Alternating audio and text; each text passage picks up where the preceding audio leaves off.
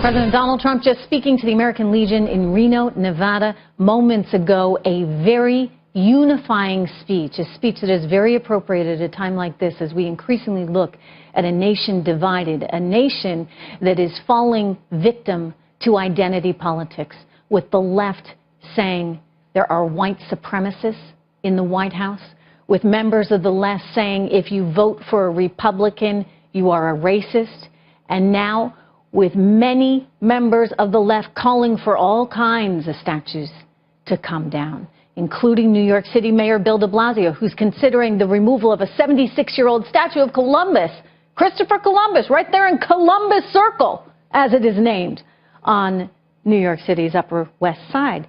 This comes as statues and monuments, of course, all over the country are in danger of being labeled offensive and removed altogether, destroyed. You know, one lefty reporter out there is even suggesting we blow up Mount Rushmore. At what point does it stop? At what point does it end?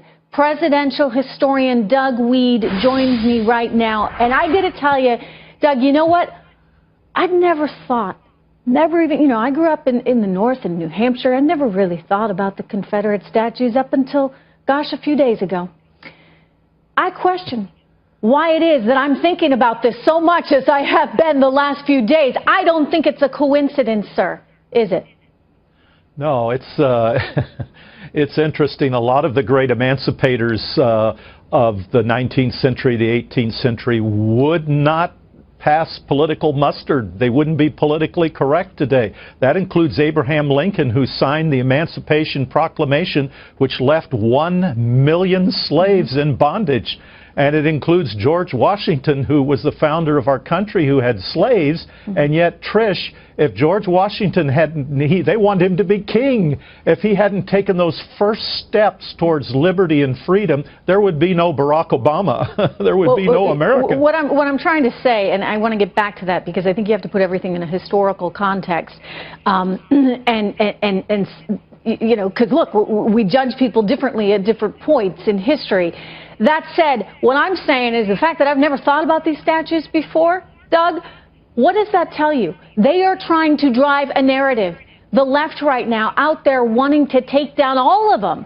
You know, the mayor of New York City establishing a commission to look at taking down Christopher Columbus. And I mean, you have to think, well, what is it that Christopher Columbus? I mean, that thing has been there since 1892, by the way, I would add. That's when they put it up in New York City. What did he do?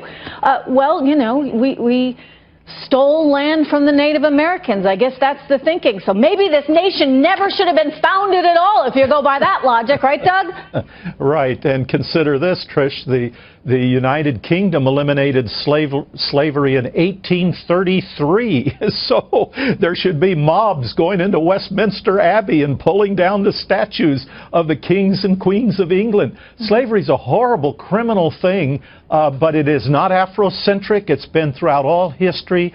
Catherine the Great ruled over an empire of slaves. The term itself comes from the Slavs, which were about half the population of Europe, who were hauled off into slavery by 9th century Muslims. Part of our history, and granted, it's one of the worst parts of our history, Terrible. But it's part of our history. I guess what I'm troubled by, though, is where does this go, Doug? I mean, you know, everything suddenly now is somehow under attack.